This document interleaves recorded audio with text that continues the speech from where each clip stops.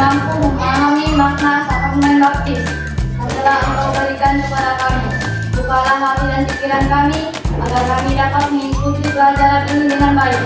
Semoga dengan memahami makna sakramen baptis, kami mampu mengalami hidup baru dalam Roh demi Kristus Tuhan dan Juru Selamat kami. Amin. Bapa dan Putra dan Roh Kudus. Ada kompetensi dasar tentang materi yang akan kita pelajari hari ini, dan tujuan pembelajarannya ini adalah menggali informasi dari kitab suci dan ajaran gereja tentang makna dan konsekuensi sakramen inisiasi dalam hidup gereja. Nah, ini adalah kompetensi dasarnya. Sedangkan tujuan pembelajaran kita, apa sih yang akan kita pelajari hari ini? Inilah tujuan pembelajaran kita hari ini, yaitu di mana peserta didik mampu memahami ajaran gereja melalui kitab suci dan dapat mengemukakan konsekuensi dari orang yang sudah dibaptis melalui kegiatan diskusi dengan tepat.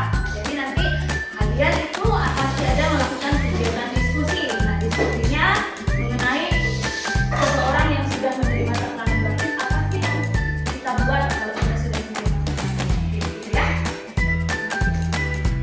Pertanyaan sobat, mengapa seseorang mengapa kita ini perlu dibaptis sebagai orang Katolik? Kita lahir nih, kita lahir, apakah kita sudah menjadi orang Katolik? Belum. Nah, mengapa harus dibaptis dulu? Kalau mau menjawab harus iya.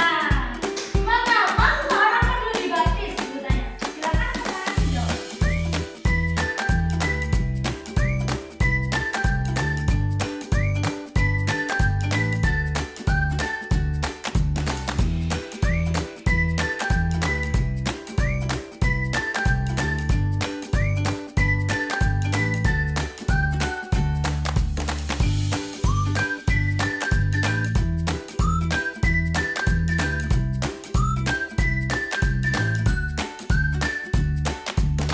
Bedanya apa? Itu pembaptisan bayi, pembaptisan dewasa. Apa sih yang dilakukan oleh pastor gitu?